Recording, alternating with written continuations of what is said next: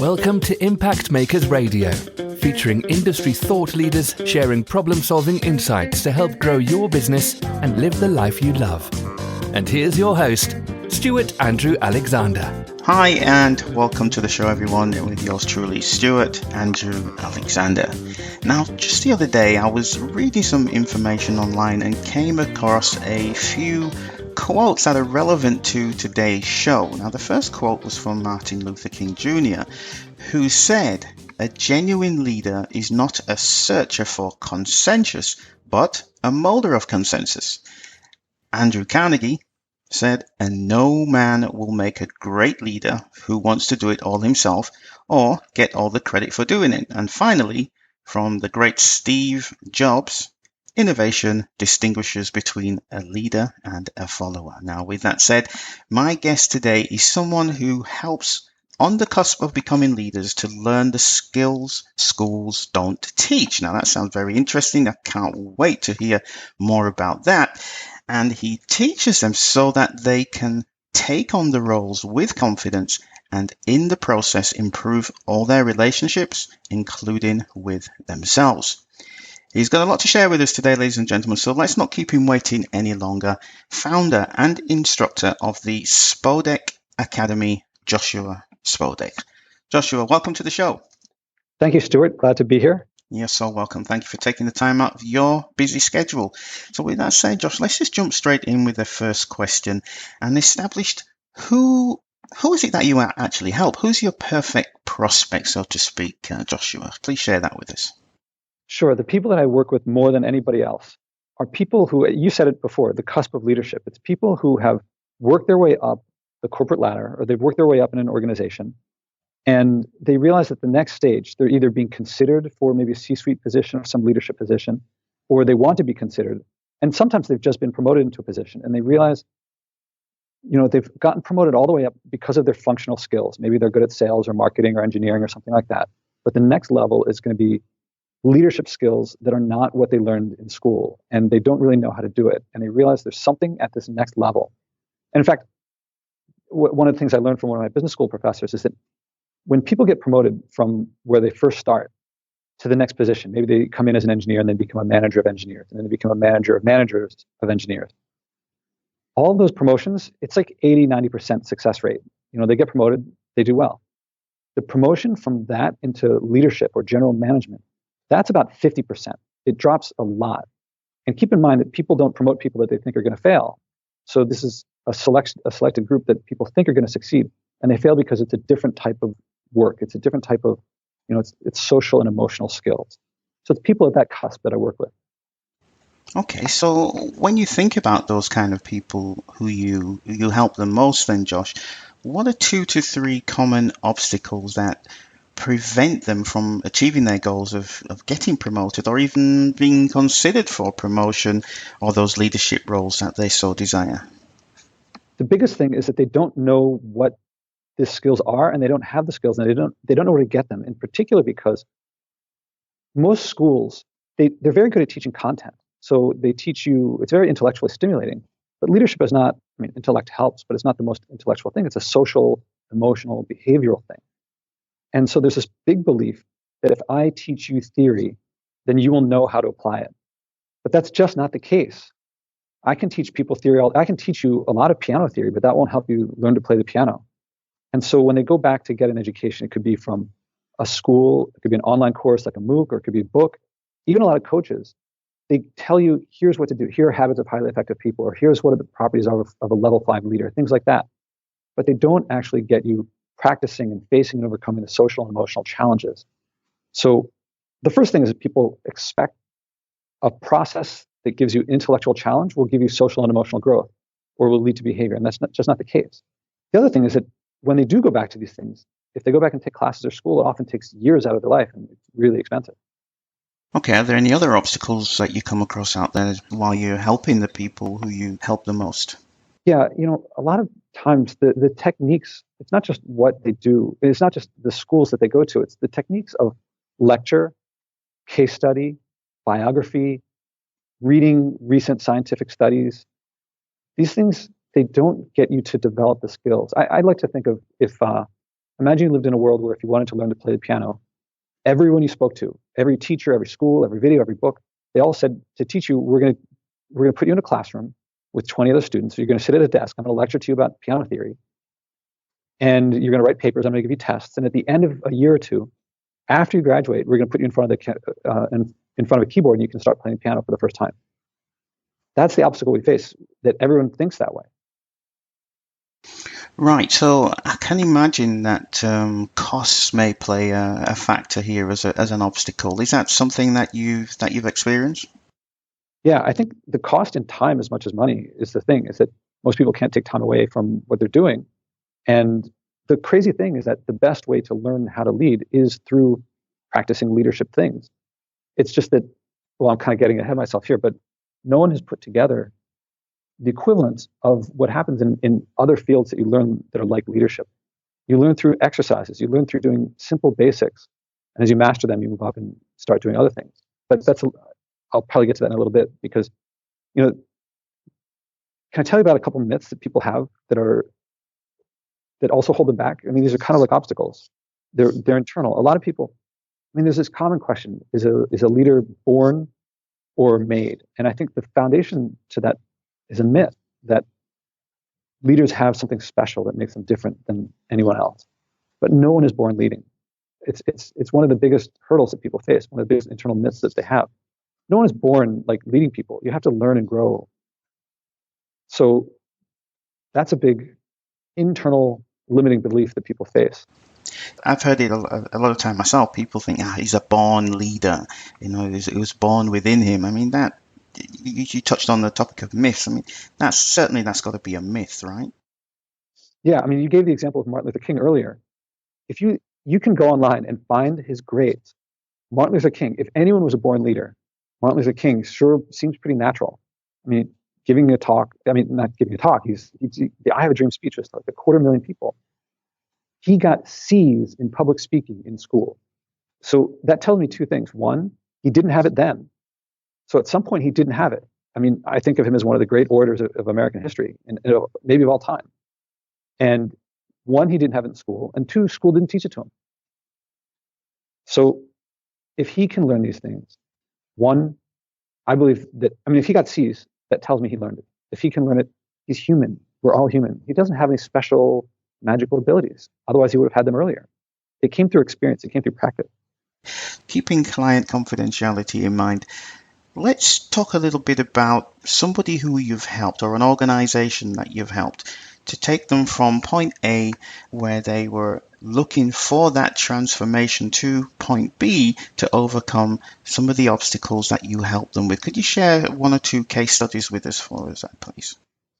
Yeah, there's one that comes to mind right away, is that one of my earlier clients, he came to me because he's the CFO of a big media company, publicly traded, and his CEO was a very difficult person to work with.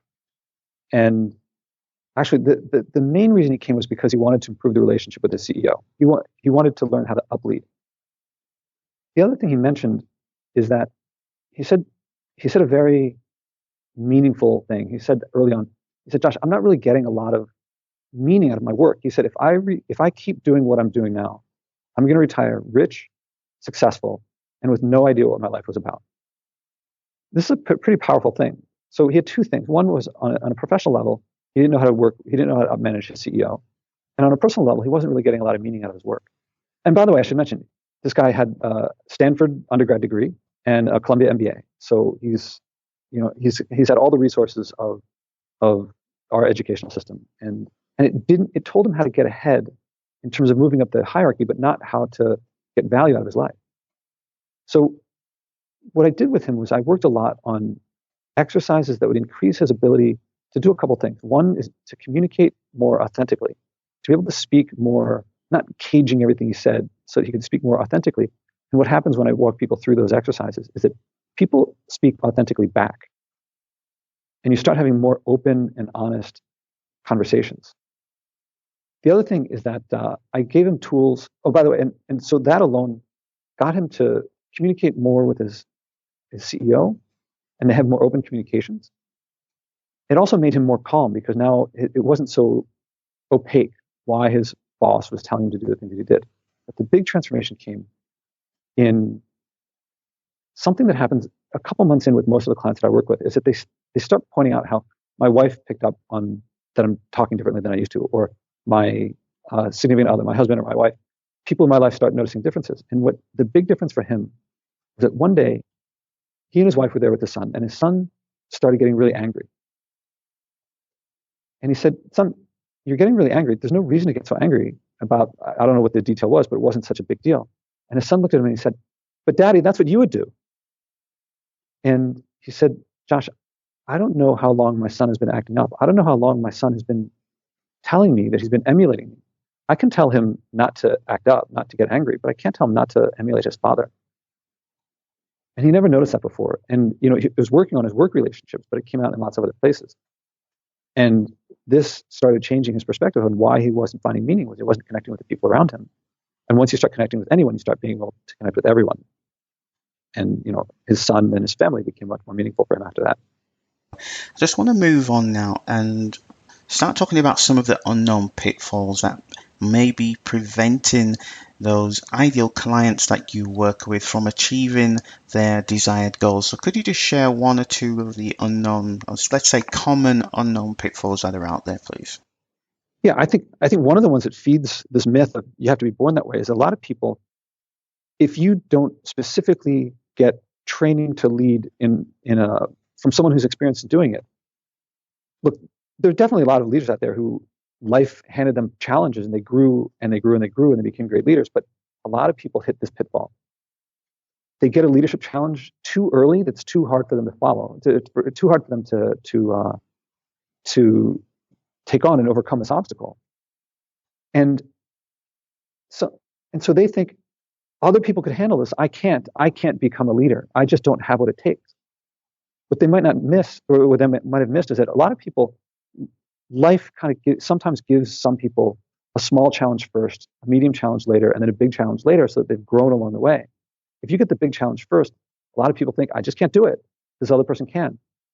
But if you look, everybody, Martin Luther King, as for an example, he started off with the Montgomery bus boycott. It wasn't the challenge that he later faced. It was a lot of low-level work of like coordinating who's going to pick up whom and who's going to do all these different things. It's like kind of low-level grunt work, but that trained him for later things. So he wasn't born that way. He lived through these experiences. So a lot of people face that. Another is this, I don't know if you've ever had something happen where you're walking into a leadership situation, like you're going to negotiate a big deal for your company, or you're going to negotiate a big salary change or something like that. And if you're really good in theory, if you read all there is about negotiation, and you're walking into the room and you're thinking to yourself, I'm going to say this and they're going to say that, and I'm going to say this and they're going to say that, and I'm totally going to nail this negotiation. Yeah, right. Has it ever happened to you that as you open the door, for me, it's usually eye contact. I make eye contact with the other person, and suddenly I forgot everything that I prepared, and it's as if I didn't prepare at all. And so people spend all this time preparing for what is not going to help them, and they think that they're very prepared, and then they're not. And of course, experience is what makes is what they're not doing. They're getting experience reading and like talking to themselves, but not handling these emotional situations. Right. So Josh, I mean, we've addressed some of the obstacles, some of the myths, and you just shared some really useful unknown pitfalls for the people who you work with to be aware of. So I'd just like to speak to you about some of the common fears that prevent the people who you work with from getting promoted or even considered for promotion. Can you just share some of those common fears with us, please? Yeah, I'm going to start with a story about one of my clients, and this is going to sound. I mean, he was a designer, a graphic guy in a production place that did film. His dream was to become a director, and as a director, that's a big leadership role. And I liked this one because leaders in all areas, I believe there's an art to leadership. And you have to express yourself, and being a film director is more clear because a film is a clear artistic statement. And for him to get from a position where he was told what to do, a functional role, to a leadership role, he had to express himself as himself. He couldn't just say to a producer, I would like to direct. A lot of people want to direct. He has to express his vision, and he has to make the other person feel comfortable expressing their vision so they can talk to each other, not just as business people, not just as people working together, but as artists. And as we worked together, he was able to act on it and to do that. But what he was afraid of was expressing himself. He was afraid of being genuine and authentic, but that's exactly what he needed. And for that matter, that's another fear that he had another big fear, which was that there were a lot of people that he worked with that he had great working relationships with.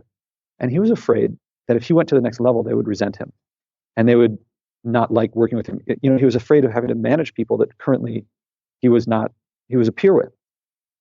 So he was afraid of his own success. He wanted it, but he was so afraid of getting estranged from his peers that he didn't want to do it. And he was so afraid of expressing himself openly that he also didn't do that. Another thing, if you don't mind me putting... No, I mean, but it's important to speak about that, because these are the things which the people who you work with, these are the things out there they're thinking about. So please go ahead, please share that with us. Okay, yeah, and I want to point out that these are all things that anyone can overcome. It just takes a little practice and it takes a little focus. But another big thing is that people, where you are right now, wherever everyone listening right now, they're living in a certain situation and they get certain rewards in life, and they feel good in some way. Maybe they want to get farther, and they know that when they get farther ahead, they'll feel good again. But in between where they are now and where they are later as a comfortable leader or an entrepreneur or something like that, in between, they're not yet sure what they're letting go of what they are now, and they're not sure what the new thing are that they'll adopt, and so they feel fake. And people really don't like to feel fake, especially when the whole goal is to be more genuine and authentic. But as far as I know, there's no way to go from point A to point B without being somewhere in between, in the middle. And that fakeness, that feeling of fakeness, people who've gone through enough transformations recognize that as that means that I'm changing. That's something almost to look forward to, because you know that a trivial change, you don't get that. A meaningful change, you do get that. But if you haven't gone through a few transformations, if you haven't changed yourself in a few ways, you think, oh my God, people are going to see through me. They're going to see I'm just trying. I'm not really that person. But everyone has to go through that. Right, but I think there's one common denominator that connects all these fears that you have shared with us today, Joshua, is that even though they may feel real, they're not actually real, right? Yeah, a big part of what I teach is that there's 4 units to my book and to my course. It's understand yourself, is part unit 1, then lead yourself, then understand others, and then lead others. And the early parts about understanding yourself and being able to lead yourself are very important, and particularly because you're motivated by your emotions. Fear is an emotion. Whether it's real or not that's a matter of how, to me, if you feel it, it's something you have to deal with. And what I try to get across in my teaching, in the practice that I give people, is to develop the skills to overcome what emotions you have. I think there's, courage is not lack of fear. It's having fear, but still being able to overcome it, still being able to do what you wanted to do despite feeling fear. And I think that comes from, that's what I'm talking about, these social and emotional challenges, that if you face them and overcome them, it gives you the ability and the skill to overcome other social and emotional challenges. So fear being one of them, anxiety being another one, impatience being another one. Let's talk a little bit about the reasons why somebody would even want to get promoted or be considered for promotion and those leadership roles that they desire. I mean, it sounds like such an obvious question when I ask this, but why would they want to achieve those goals in the first place, Joshua? There's a few simple things that people first come to mind that I think are like the secondary things. I mean, it's nice to make more money. It's nice to have more ownership of what you do. It's nice to have more responsibility. It's nice to have people reporting to you more than you report to them.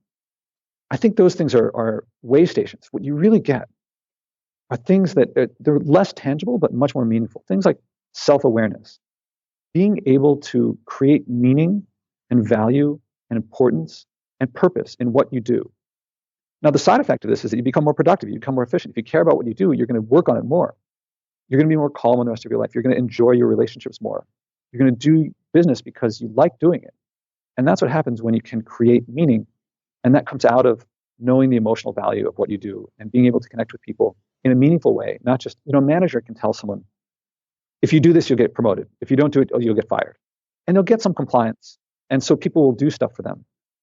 That's not leading. And there's a lot of overlap between the two, but leadership is getting the person to want to do it. And that means connecting with the person on an emotional level. And that's difficult to do if you go through the school practice of just learning case study and lecture. You can't lecture someone into being self-aware. But you do these exercises and you do these exercises and learn how to connect with people, learn how to read their emotions, learn how to connect on these things. Then you learn how to create value and meaning in their work and in your own work. And it's just on a totally different level. Professionally, you get more done, you earn more respect, you like what you do. It's a different world. You connect with people. You don't have these conversations of like, how's the weather? How's the sports? What was the traffic like on the way over? No one wants to go to their grave knowing what traffic was like on the way over. They want to connect on what people care about and create projects that they really want to see the result happen. Josh, can I ask you something? Yeah, please. On a personal level? I mean, we've been talking now for the good part of 20, maybe 30 minutes, and I just wanted to know, is this something that you really enjoy doing? I mean, this is by far my greatest passion. I mean, I've started up a bunch of things before, and they've all been things that I love, but none of them has like checked off the boxes of all the things that I care about like this.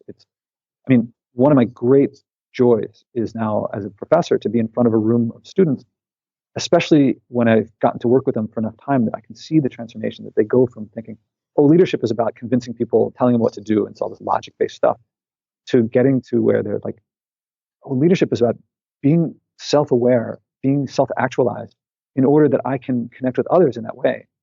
And, I haven't talked much about my background, but my background is really in science. I have a PhD in physics. And physics, they don't teach you any of this stuff. There's no teaching people empathy, when you're trying to find out the mass of an electron. And so I spent a lot of time in my life learning stuff, like learning facts and information. I loved it because I find nature beautiful, and that's physics is a study of nature. But all those things, they just made me smarter. And smart is better smart than not smart. But learning this stuff, it improves my relationships with everyone at work, family, friends, myself. And it made my life better. It makes me more calm. It makes me more compassionate and empathetic. It makes me care about things more. I listen more, and people comment on that. And the people in my life are people that I want in my life, the projects that I work on with them.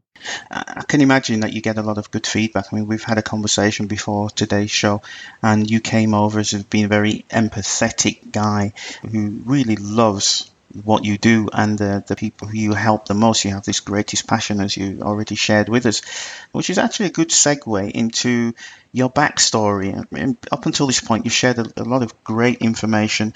You spoke about some of the obstacles and myths and unknown pitfalls, and you addressed some of the fears that are out there with the people who you help.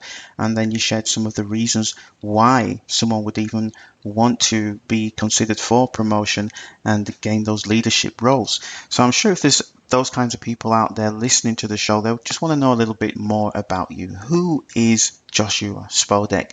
So with that said, could you just spend a few moments sharing a little bit about your backstory and how it relates to your current situation and the solution that you use to help the people who you help the most? I mentioned my background in science. When I was a kid growing up, I was pretty good at math and science. I wasn't crazy about it, but I was good at it. And I was also made fun of. I was picked on. And I wasn't like crazy bullied, but I tried to shy away from those things, even though I liked them. And somewhere in college, coming of age, I just said, I like this enough that I want to do it. And even though it's going to be a social problem for me, I want to do it. And so that's what led me to get the PhD in physics. And I really loved what I did. I got to study under a Nobel Prize winner. There's a satellite that's orbiting the Earth right now that I helped build. And I'm very proud of that. But at one point in graduate school, I realized, not one point, but over the course of graduate school, I realized the life of a researcher, I didn't want to live that life. It was too lonely, too much debugging. But I felt trapped. I didn't know what to do. I felt like I didn't feel like I had any options because I felt like I had to do something with the PhD. And a couple friends and I would get together and we thought maybe we can start a company.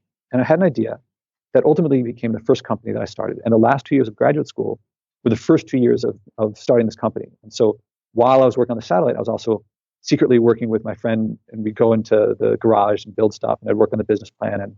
Let's see. In 96, I had the idea. In 98, we filed for the first patent. In 99, we got our first funding. And we got the first funding around the same time I got my PhD and left academia. And it was great being a CEO of a company and developing this technology. Briefly, we the idea was an optics thing, and I had some background in optics. We would put boxes on the walls of subway tunnels, and when the train went by, it looked like a movie screen outside the subway car window. And we went up in Atlanta, and then New York and Philadelphia, and then soon afterward we were in Hong Kong and Tokyo, and then Europe and Central America, and we had some really great growth. Then 9/11, recession, and I lost control of the company, and I got squeezed out by the investors. And I'm not going to go into the details, but it was a very difficult period of my life. I didn't know, it was a difficult period. But I knew that I wanted to that I wanted to keep starting businesses. I really, entrepreneurship was such an amazing experience for me. And I wanted to have that sense of ownership. But I also didn't want to be held back by my lack of business experience. So I went to get an MBA. And in one of the great lucky strokes in my life, I went in to get the hard skills, thinking my company was running out of money. I should learn accounting and finance. And that's where I learned that there are classes in business school, classes in leadership in business school. I didn't know that they were there before. And that's when I started picking up that when you learn this stuff, it makes your life better. It improves your relationships, what I said before. So when I got out of business school, I went back into starting companies because that's what I thought I wanted to do. But over the past a little over 10 years now, there's been this, I would read every book I could, watch every video, take courses, do lots of things, everything I could about what's going on here with this leadership stuff, because I just didn't know anything about emotional intelligence, emotional awareness, or skills, or empathy. And I dove into it. And the more that I did, the more people would tell me, Josh, you're changing. You're giving advice that's much better than it used to be. You're fun to be around in a way that you weren't before. You should teach this stuff. You should coach. And I started to do that. And so that was maybe for the first 5 years after business school. Around 5 years into it, 5 years ago, is when I started learning that it's not just what you lecture, it's how you teach it. And that lecture isn't the most effective way to do it. So at the beginning, when they first got me coaching, they first got me doing seminars. I didn't think of it this way then, but I was trying to make a better lecture. Then I started realizing the way people learn this stuff is through experience. And I started realizing I have to give people experiences instead of giving them the answer. Give them an experience where they can discover the answer themselves. And that started really clicking. And I started getting a lot more, the results that I would get from people were a lot more. And over time, I started realizing that one day I sat down and I said, all these exercises, I keep giving them out. I haven't categorized them and really written them out. I wrote them all out. And I realized I had about 50 of them. And some were I created myself, some I got from other coaches, some I got have been around for a long time. And I started noticing that a couple of them some were more basic and some were more advanced, and some depended on others and some were independent. And I realized they could fit together in a linear progression, that there were some that definitely one was first and definitely some were very advanced. And the more that I shook them out, the more I realized there was a really great progression. And I started coaching people specifically through this progression. And it worked very well. And around that time, I happened to be talking to someone at NYU, and he just points at me mid-conversation. He goes, "I'm going to hire you." And you can't see me right now, but I'm pointing. He was pointing right at my face. I was like, "Whoa, what?" I was kind of surprised. And that was August a few years ago. And then by September, he had me in the classroom working with the students. And by the spring semester, I was teaching my own class. And that got me my opportunity to really put the stuff out there and test it with some elite students at an elite university and improve it and get it really working together. So a little bit after that, I created the course. So it was really easy for me to start teaching it, but I also made the online version, which I had been brewing for a long time. So I made it so that you don't have to be an NYU student to take these courses. Well, there I started. I hope that was, did I go too far afield, or was that a good answer? That was perfect. Great. I have to say, I feel funny talking too much about myself, because in the process, one of the big things that I learned about business and why I like this stuff is that it's about the other people. What really drives me is the expressions and the reflections that people write about their experiences growing in this area. And so, it's the customer always comes first. Maybe there's a question that I haven't asked you, Josh, because we're coming towards the end of the show. Maybe there's something we haven't addressed that you may have thought about during the show. So in terms of the best piece of advice you could give for those people who are on the cusp of getting promoted or being considered for promotion, or who want promotion to leadership roles, and they realize that they have those strong functional skills that you mentioned at the beginning of our talk today, but know that the next level requires social skills and the emotional skills that they currently don't have. So in terms of the best piece of advice that you could share with those people before we leave, what would that be, Josh? Those things are learnable, and they're learnable by anyone. You can learn them. And I think the biggest belief that you can have that's effective here is that if you see somebody with skills that you don't have, they learned them somehow. And it almost certainly was not from reading a book. And if it read a book, it was an experience. And so if you see someone with a skill that you would like to have, figure out what experience will develop that skill, and you can develop it yourself. Often the best way to do it is to ask the person how they learned it.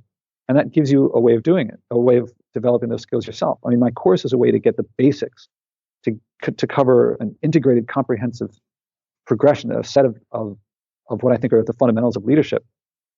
But the basic belief is if someone else can do it, you can do it too. Are there any situations in a person's life where they see a certain skill and they think it's just not possible for them to actually learn that skill? Yeah, I always try to distinguish. I don't say you can do anything, because my background in physics, I can't help but think, can you move faster than the speed of light? Right. So it's hard for me. Can you fly? There's some things like gravity that, as far as I can tell, I would like to fly, but I don't know how to make gravity go away, so I can't really do it. So the way I put it is always, if someone else is doing something that you would like to be able to do, then you can learn how to do it. And then, the next thing after that is find people who have done things that are way beyond what you thought possible. So the examples that come to mind for me are Nelson Mandela. He was in jail for 27 years. A lot of people out there think, oh, my job, I can't get promoted. I can't do the things that I want to do. And I don't want to oversimplify. Being in jail is not the same thing as having a job that you don't like or having a boss that you don't like. But from jail, he negotiated with the presidents of the of South Africa, of his country, and ultimately got their jobs. He didn't have any special abilities that you and I don't have. He was able to do it through leadership skills. The skills that you learn through my course, and beyond that too. I mean, he was obviously not just, he knew a lot more than the fundamentals. But if he was able to do that, then you are able to develop a more productive working relationship with your boss, and you'll be able to get promoted. Another big source for me is Man's Search for Meaning by Viktor Frankl. I'm sure a lot of people have read the book and know about it. And he was also in a very difficult situation. He was a prisoner in Auschwitz, one of the worst conditions humans have created for each other. And if you read what he wrote, one of the great things about what he wrote was that despite the material, terrible situation, he was able to find meaning in what he did. He was able to create internally. I can't quote him perfectly, but he said, if you're ever facing something like inoperable cancer, people can take away a lot of things from you, but they can never take away how you look at the world. And if you change your beliefs, you're able to create meaning. And that, it means at any time that I'm in a situation that is materially, I don't like it, because I've never been in a situation as bad as he was in, and yet he was able to create meaning for himself. And he was able to, it looks to me like he was finding emotional reward despite the terrible situation. So I say to myself, am I in as horrible a material situation as he was? No, he was able to create meaning. Therefore, I can create meaning. So it's great I find it useful. And I think the reason he wrote this was so that people would have a touch point of, he was not a special person. He was a person just like you and me, and he was able to do it. We can do it too.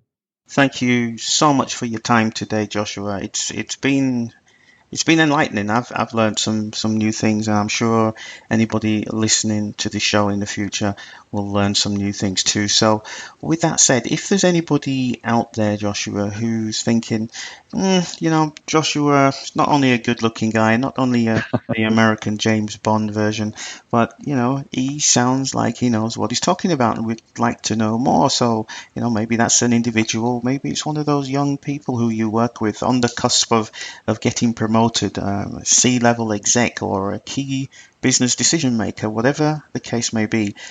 If they're out there and they want to get in contact with you, Josh, how would they be able to do that? Yeah, I would welcome people contacting me. I would look forward to it. The easiest way is to go to my website and click on contact. So the website is www.spodekacademy.com. So I'll spell it because my name is kind of unusual.